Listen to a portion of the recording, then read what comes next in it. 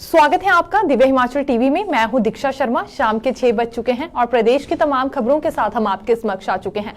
कई latest updates आज इस बुलेटिन में हम आपके साथ साझा करने वाले हैं। देखिए, खास तौर पर बड़ी बात करेंगे मुख्यमंत्री सुखविंदर सिंह सुक्खू के बड़े ऐलान को लेकर, क्योंकि सुप्रीम कोर्ट जाने का ऐलान मुख्यमंत्री की ओर से आज किया गया है। दरअसल केंद्र सरकार की ओर से आपदा राहत राशि नहीं दी जा रही है। पिछले वर्ष मानसून के दौरान बड़ा नुकसान हुआ था, लेकिन उसके बावजूद भी राहत राशि अभी तक हिमाचल प्रदेश को नहीं दी गई है और ये तकरीबन 9,000 करोड़ रुपए क्लेम किए गए थे भारत सरकार से और मंत्रालय ने इसे लेकर अपनी टीम भी भेजी थी। लेकिन अब ये राहत राशि पाने के लिए सुप्रीम कोर्ट का दरवाजा सरकार खटखटा सकती है। इस बारे में बारीकी से हम आपके साथ चर्चा करने वाले हैं। दूसरी बात करेंगे, मुख्यमंत्री सुखविंदर सिंह सुक्खू आज शिमला भी पहुंच गए हैं। इसके अलावा उनका अगला क्या दौरा रहेगा, क्योंकि ये लोअर हिमाचल में भी प्रवास पर रहने वाले हैं। किस तरह का शेड्यूल हमारे समक्ष आया है, ये भी जानकारी आप तक पहुंचाने वाले हैं। फंसी भर्तियों में नया ट्विस्ट सामने आया है। पिछले कल ही कैबिनेट सब कमेटी की मीटिंग हुई थी और मीटिंग के बाद क्या निर्णय लिए गए हैं, क्या इंपैक्ट उसका रहा है, प्रतिक्रिया किस तरह की है, ये भी जानकारी देने वाले हैं। पिछले कल नौकरियों को लेकर हंगामा हुआ था, तो वहीं डी नोटिफाई किए गए संस्थानों को लेकर आज हंगामा हुआ है विधानसभा के शीतकालीन सत्र के दौरान। ये भी अपडेट लेकर आए हैं, लेकिन शुरुआत मौसम से करना चाहेंगे, क्योंकि हिमाचल प्रदेश के 7 जिलों में 23 दिसंबर को बर्फबारी के आसार हैं। मौसम विज्ञान के अनुसार चंबा, किन्नौर, कुल्लू, लाहौल स्पीति, शिमला, सिरमौर और सोलन की ऊंची चोटियों पर हल्का हिमपात हो सकता है। प्रदेश के अधिक ऊंचे क्षेत्रों में 24 दिसंबर को भी बर्फबारी के आसार जताए गए हैं। अगली खबर की ओर बढ़ेंगे। चमियाना में ओपीडी एक दफा फिर देखिए शुरू होने जा रही है। चमियाना अस्पताल में कल से फिर से ओपीडी शुरू होगी। कल आईजीएमसी के चमियाना में 6 super speciality OPD, Indira Gandhi medical college व अस्पताल से 6 सुपर स्पेशलिटी ओपीडी को अटल सुपर स्पेशलिटी अस्पताल चमियाना शिफ्ट कर दिया गया है। कल से न्यूरोलॉजी, इसके अलावा नेफ्रोलॉजी, गैस्ट्रोएंट्रोलॉजी की सुपर स्पेशलिटी की ओपीडी सेवाएं Atal institute of medical super speciality Chamiyana में चलने वाली है। तो ये बड़ी जानकारी कहना चाहेंगे चमियाना ब्लॉक में एक दफा फिर, क्योंकि ओपीडीज की शुरुआत होने जा रही है। विधानसभा की ओर अब बढ़ेंगे, क्योंकि आज कुछ अहम सवाल लगाए गए थे और जो भी चर्चा हुई है बारीकी से आपके समक्ष रखने वाले हैं। गरीबों को अब कुर्की से मुख्यमंत्री बचाएंगे, ये कैसे संभव है आपको बताते हैं। केसीसी बैंक ने 5,461 मामलों में 185 करोड़ रुपए माफ किए हैं। सीएम सुक्खू ने विधानसभा में आश्वासन दिया है कि जरूरतमंद और गरीब लोन धारकों को कुर्की से बचाने के लिए सहकारी बैंकों में वन टाइम सेटलमेंट स्कीम सरकार लाएगी। स्कीम कांगड़ा केंद्रीय सहकारी बैंक, राज्य सहकारी बैंक और लैंड मार्टेगेज बैंक में लाई जा रही है। मुख्यमंत्री ने भाजपा विधायक सतपाल सत्ती द्वारा पूछे गए सवाल का जवाब देते हुए कहा कि यह सवाल कांगड़ा केंद्रीय सहकारी बैंक द्वारा लाई गई वन टाइम सेटलमेंट स्कीम को लेकर है। इसीलिए जवाब में मुख्यमंत्री ने कहा केसीसी बैंक ने अपनी 2022 की वन टाइम सेटलमेंट स्कीम में 5,461 केस सेटल किए हैं। इसमें 198 करोड़ लोन अमाउंट रिकवर किया गया है। बैंक में 4,420 मामले क्लोज कर दिए हैं। अभी भी 1,041 बैंक खाते सेटल होना बाकी है। सतपाल सत्ती ने कहा, जो कि भाजपा विधायक है, स्कीम के बावजूद बहुत से गरीब कुर्की के खतरे में हैं, जिन्होंने किसी कारणवश लोन लिया था। जरूरतमंदों को कुर्की से बचाने के लिए एक नई स्कीम लाने पर अब विचार किया जाएगा और इसके लिए आरबीआई गाइडलाइंस के अनुसार फैसला होगा। ये मुख्यमंत्री की ओर से तर्क दिया गया था। डी नोटिफिकेशन पर देखिए, लेकिन आज बड़ा घमासान हमें देखने के लिए मिला है। ये भाजपा विधायक रणधीर शर्मा के लंबित सवाल के जवाब में मुख्यमंत्री ने बताया है कि अब तक की अवधि में सरकार ने 1,865 संस्थान डी नोटिफाई, बंद या मर्ज किए हैं। इसी अवधि के दौरान 37 नए संस्थान खोले गए, जबकि 103 संस्थान नोटिफाई किए गए हैं। बंद किए गए संस्थानों में सबसे ज्यादा 1,094 प्रारंभिक शिक्षा विभाग के स्कूल हैं। मुख्यमंत्री सुक्खू ने यह भी कहा कि पूर्व भाजपा सरकार में जून से नवंबर तक चुनाव से ठीक पहले सरकारी दफ्तर खोले गए, जबकि भर्तियां की नहीं। अब जरूरत के आधार पर नीड बेस्ड पॉलिसी से फैसला लिया जा रहा है। भाजपा विधायक रणधीर शर्मा ने कहा कि स्वारघाट डिग्री कॉलेज में 100 से ज्यादा बच्चे थे और ये स्कूल बंद कर दिया गया। इसी तरह से भाजपा विधायक हंसराज ने कहा उनके चुनाव क्षेत्र में एक कॉलेज 2 पीएचसी और बिजली बोर्ड का एक डिवीजन पूर्व भाजपा सरकार में खुला था। भाजपा विधायकों के चुनाव क्षेत्र में सब ठप कर दिया गया है। जवाब में मुख्यमंत्री ने कहा कि आपने सारे दफ्तर 1 अप्रैल 2022 के बाद ही क्यों खोले, ये नेता प्रतिपक्ष से उन्होंने सवाल किया। इतना कहने पर ही विपक्ष के विधायक अपनी सीट पर उठ गए और नारे लगाते हुए सदन से बाहर चले गए। हालांकि प्रश्नकाल समाप्त होने के बाद भाजपा विधायक फिर सदन में आ गए तो ये कुछ हंगामा बरपा, लेकिन इसमें आंकड़ा सामने ये आया है कि 1094 स्कूल बंद हुए हैं। जयराम ठाकुर ने इस पर कहा कि 1865 संस्थान बंद करना जनता के साथ अन्याय है। 1094 स्कूल बंद करने से बहुत से बच्चे अब स्कूल जाना ही छोड़ गए हैं। मुख्यमंत्री सुक्खू ने कहा कि स्कूलों को बंद करने से कोई ड्रॉप आउट नहीं हुआ है। 1094 स्कूलों में से 675 स्कूल जीरो एनरोलमेंट वाले थे। विधायक राकेश चंवाल ने ये भी कहा कि पीएचसी बंद कर दिया गया है, उसे दोबारा खोला जाए और इस पर मुख्यमंत्री ने आश्वासन दिया है कि दोबारा खोला जाएगा। उन्होंने अपने तर्कों से जरूरत को जस्टिफाई किया है।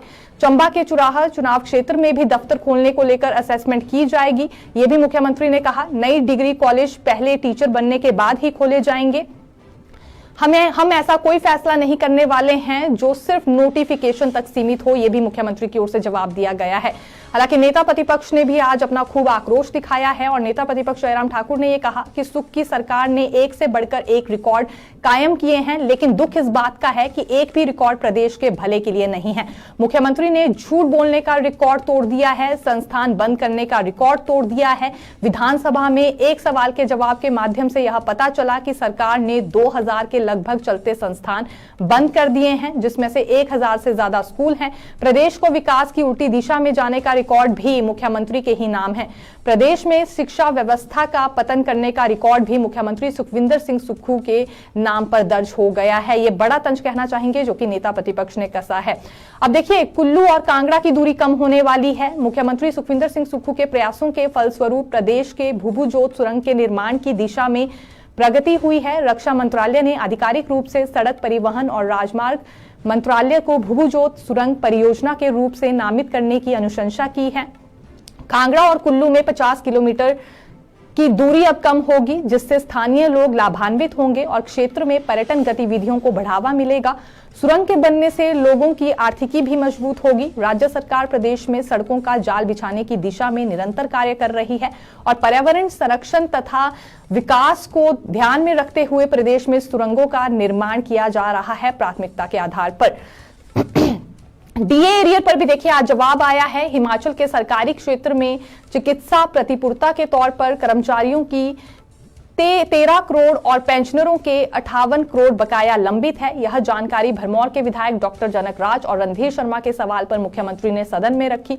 मुख्यमंत्री ने बताया कि सरकारी कर्मचारी और पेंशनरों का वर्तमान में 8,643 करोड़ एडीएस शेष है। केंद्र सरकार द्वारा अपने कर्मचारियों को अभी तक 53% महंगाई भत्ता दिया जा रहा है, जबकि राज्य सरकार अभी 42% के दर से महंगाई भत्ता दे रही है।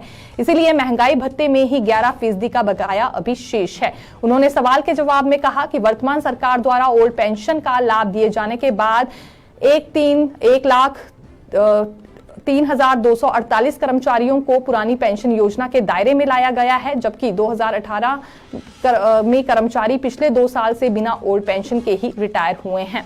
तो ये भी जानकारी हम आपके लिए लेकर आए थे। दरअसल ये जो आंकड़ा है, माफी चाहेंगे, 2113 इसमें कर्मचारी ऐसे बताए जा रहे हैं जो कि पिछले 2 साल में बिना ओल्ड पेंशन के ही रिटायर हुए हैं। आउटसोर्स पर भी देखिए यहाँ पर स्थिति स्पष्ट कर दी गई है। ये भाजपा विधायक जीतराम कटवाल की ओर से पूछे गए सवाल के जवाब में मुख्यमंत्री ने विधानसभा में बताया कि हिमाचल में इस समय 31 मार्च 2024 तक 19,594 कर्मचारी आउटसोर्स पर तैनात हैं। इन्हें किसी एजेंसी या निगम के माध्यम से नियुक्त करने का कोई विचार नहीं है। उन्होंने ये भी कहा कि हिमाचल प्रदेश वित्तीय नियम 2009 के अंतर्गत सरकारी विभागों में आउटसोर्सिंग के माध्यम से सेवाएं लेने का प्रावधान है। इन कर्मचारियों की कार्य परिस्थितियों और सेवा शर्तों को सुरक्षा देने हेतु राज्य सरकार ने 2017 में दिशा निर्देश जारी किए थे। फिर 2021 में सभी विभागों को आउटसोर्स कर्मचारियों को हर महीने की 7 तारीख तक वेतन जारी करने के निर्देश जारी किए गए हैं। इसके अलावा विभागों में आउटसोर्स कर्मियों की सेवाएं देने के लिए 2021 में मॉडल टेंडर डॉक्यूमेंट जारी किया गया है। सरकारी क्षेत्र में कितनी नौकरियां दी गई हैं, ये संख्या है 9,474। सरकारी और निजी क्षेत्र में मिलाकर 34,980 नौकरियां सुखू सरकार ने बताई हैं। दीपराज और कटवाल के सवाल पर यह जवाब आया है। वर्तमान में प्रदेश में बेरोजगारी दर 4.4% है। इनमें Himachal Pradesh state cooperative bank में 239, बिजली बोर्ड में 701, एचआरडीसी में 560 सबसे ज्यादा नौकरियां दी गई हैं। देखिए 40 और शहरी क्षेत्रों का विस्तार होगा, ये पीडब्ल्यूडी मंत्री ने कहा। 14 नई नगर पंचायतें बनेंगी, 5 शहरी क्षेत्रों का दायित्व बढ़ेगा, यानी कि दायरा एक तरह से बढ़ने वाला है। और हिमाचल सरकार के शहरी विकास मंत्री विक्रमादित्य सिंह ने विधानसभा में रखे जवाब में यह बताया है कि राज्य सरकार शहरी क्षेत्र का विस्तार करने जा रही है। उन्होंने कहा कि प्रदेश में 20 नए शहरी स्थानीय निकाय, 14 नई नगर पंचायत, 3 नगर परिषद और 3 नगर निगम को गठित करने का निर्णय लिया गया है। इस तरह से शहरीकरण की दिशा में बढ़ते हुए 40 नए शहर जुड़ जाएंगे। इस बारे में नैना देवी के विधायक रणधीर शर्मा ने विधानसभा में सवाल पूछा था। जिन 14 नई नगर पंचायत का गठन किया गया है उसमें देखिए कौन कौन है। मंडी जिला में धर्मपुर, संधौल और हमीरपुर जिला में बड़सर और भोरंज, ऊना जिला में बंगाणा, सोलन जिला में कुनिहार, चंबा जिला में बनीखेत, बिलासपुर जिला में झंडूता और स्वारघाट है, कांगड़ा में खुंडिया है। इसके अलावा कोटला और नगरोटा, सूरिया तथा सिरमौर में शिलाई शामिल किया गया है। अब फंसी भर्तियों पर आना चाहेंगे। फंसी भर्तियों में देखिए एक और नया ट्विस्ट सामने आया है। पेपर लीक को लेकर पिछले कल डेप्यूटी सीएम मुकेश अग्निहोत्री की अध्यक्षता में बैठक हुई है और इसमें डेप्यूटी सीएम मुकेश अग्निहोत्री की ओर से कुछ जरूरी निर्देश दिए गए हैं अधिकारियों को। सबसे पहला सवाल तो इसमें अधिकारियों से यह पूछा गया कि आखिरकार किस आधार पर अधिकारियों ने रद्द करने की डिमांड या सिफारिश रखी थी कैबिनेट सब कमेटी के समक्ष। ये अभी तकरीबन 4 के करीब पोस्ट कोड्स हैं। इसमें 3 पर जांच चल रही थी और 1 पर एफआईआर दर्ज थी जिसमें दायरा ज्यादा बताया जा रहा था पेपर लीक होने का। तो किस आधार पर रिपोर्ट तैयार की गई थी और रद्द करने की सिफारिश की गई थी, कितने अभ्यर्थियों को अधिकारियों ने स्क्रीन किया है, ये भी सवाल पूछा गया है।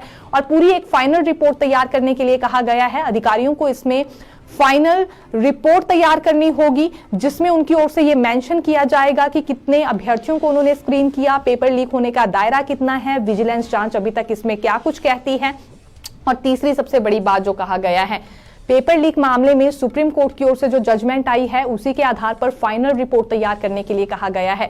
तो अब अधिकारियों को इसी आधार पर फाइनल रिपोर्ट तैयार करनी होगी। लेकिन गौर करने वाली बात यह है कि सुप्रीम कोर्ट ने जो जजमेंट दी है उसमें परीक्षा रद्द करने के लिए नहीं कहा गया है और अधिकारियों ने पहले यह सुझाव दे दिया था इन 4 पोस्ट कोड्स को लेकर कि ये परीक्षाएं रद्द कर दी जाए।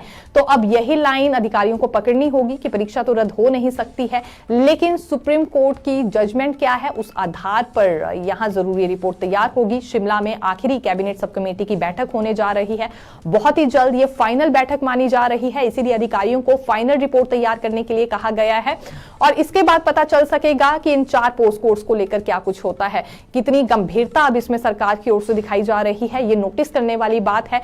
हाल ही में डेप्यूटी सीएम मुकेश अग्निहोत्री की ओर से एक अनाउंसमेंट की गई थी कि 1 महीने के भीतर सभी रिजल्ट घोषित कर दिए जाएंगे और नियुक्तियां प्रदान होगी। अब इसके बाद अधिकारियों को भी निर्देश जारी हुए क्योंकि पिछले कल ही विधानसभा परिसर में डेप्यूटी सीएम मुकेश अग्निहोत्री की ओर से बैठक ली गई और अधिकारियों से उन्होंने कुछ एक सवाल भी किए, एक फाइनल रिपोर्ट तैयार करने के लिए कहा है और इसमें 3 बातों का ध्यान रखना होगा।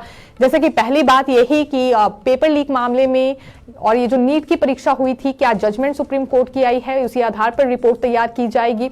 दूसरी बड़ी बात ये कि अभी विजिलेंस जांच इन पोस्ट कोड्स के संबंधित में क्या कुछ कह रही है और तीसरा ये मुद्दा भी यहां पेश किया जाएगा कितने अभ्यर्थियों को स्क्रीन किया गया है अधिकारियों की ओर से। तो ये बड़ी जानकारी कहना चाहेंगे, बड़ा ट्विस्ट निकलकर यहां फंसी भर्तियों के मामले में सामने आया है।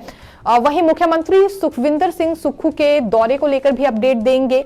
दरअसल मुख्यमंत्री सुक्खू शिमला लौट गए हैं और इसके बाद माना यह जा रहा है कि 5 जनवरी से 26 जनवरी तक ये लोअर हिमाचल में प्रवास पर रहेंगे। हमीरपुर, ऊना, बिलासपुर, मंडी में इनका प्रवास रहने वाला है और ये लोअर हिमाचल के लोगों के लिए राहत भरी खबर कहना चाहेंगे। बड़ी घोषणाएं भी क्योंकि मुख्यमंत्री की ओर से इस दौरान की जा सकती है।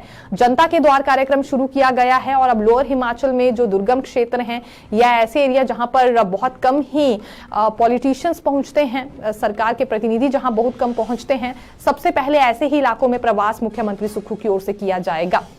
ये मुख्यमंत्री के दौरे को लेकर हमने जानकारी दी है। आज की बड़ी खबर ये है कि मुख्यमंत्री सुक्खू ने सुप्रीम कोर्ट जाने का ऐलान कर दिया है, क्योंकि केंद्र सरकार की ओर से मदद नहीं की जा रही है, आपदा राहत राशि नहीं दी जा रही है और कितना ज्यादा समय इसमें लग जाएगा ये भी आज यहां सवाल किया गया। और ये भी मुख्यमंत्री सुक्खू ने कहा कि आखिरकार यहां विपक्ष मदद क्यों नहीं कर रहा है सरकार की इस राशि को लाने में। प्रभावित इंतजार में है, हर राज्य की मदद केंद्र सरकार की ओर से की गई जहां भी आपदा आई हो, लेकिन हिमाचल के साथ सौतेला व्यवहार किया गया है। ये पहले मंत्रालय की ओर से यहां टीम भेजी जाती है, 9,000 करोड़ का क्लेम भी किया गया, लेकिन उसके बावजूद भी आपदा राहत राशि नहीं आई है। अब इसके बाद सुप्रीम कोर्ट का दरवाजा हिमाचल सरकार खटखटाएगी, फिर भी अगर केंद्र सरकार की ओर से आपदा राहत राशि नहीं दी जाती है। तो ये प्रस्ताव लाया गया था मंत्री चंद्र कुमार की ओर से और मुख्यमंत्री सुक्खू ने इसमें यही ऐलान किया कि मदद नहीं की है केंद्र सरकार ने, इसी वजह से मजबूरन उन्हें सुप्रीम कोर्ट का दरवाजा अब खटखटाना पड़ सकता है। तो फिर मिलेंगे नई खबर के साथ, देखते रहिए दिव्य हिमाचल टीवी। धन्यवाद।